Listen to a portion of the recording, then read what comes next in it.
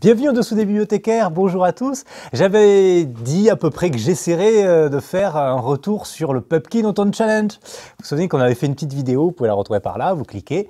Vous verrez toutes les informations par rapport à ce challenge que Gimos nous propose chaque année au mois de septembre, non d'octobre je crois plutôt, c'est un petit côté chill avec Halloween. Et du coup, dans les propositions de lecture qu'on avait dit qu'on essaierait de faire, j'ai pas réussi à tout faire et il y en a une que j'ai finie hier soir. Donc j'avais envie d'en parler parce que c'est un petit peu original de le glisser là-dedans. C'est encore du Gogol et c'est Le Révisor, la pièce de théâtre qu'il a écrite.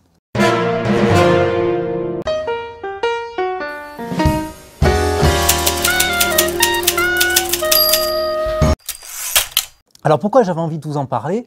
Parce que lire du théâtre, c'était quelque chose que j'avais envie de partager avec vous. C'est pas évident toujours de lire du théâtre.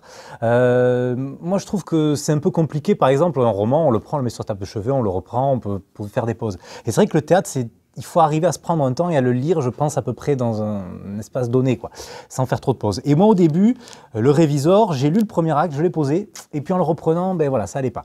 Donc j'ai tout repris à zéro.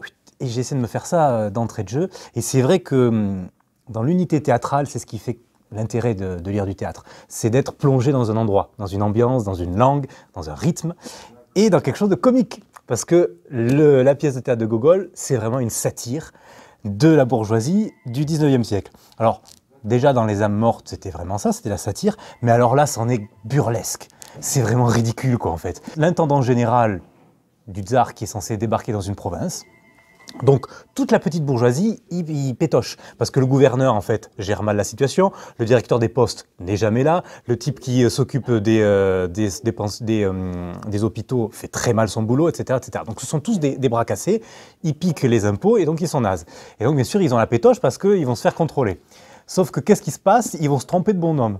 Il y a un type, un étranger qui débarque en ville, qui va dans un hôtel et tout le monde croit que c'est lui le révisor, que c'est lui le grand intendant.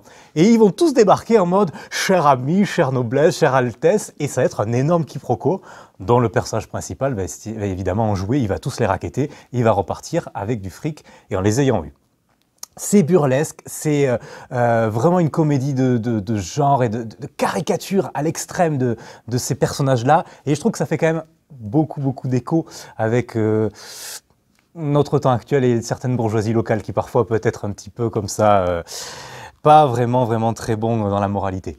Donc jusqu'à la scène finale du Révisor qui se finit en tableau arrêt sur image, c'est assez comique, vraiment Gogol le décrit, il faut que tous les acteurs soient en arrêt sur image et mis du coup une stupeur. Voilà, j'avais juste envie de vous faire ce petit retour sur cette lecture du théâtre de Gogol, peut-être qu'on en fera d'autres sur notre Pupkin Autumn Challenge. D'avance, je vous dis que j'ai pas été bon du tout. J'ai vraiment pas été bon du tout, j'ai pas tout lu de ce que j'avais annoncé, parce que j'ai lu d'autres choses aussi entre-temps.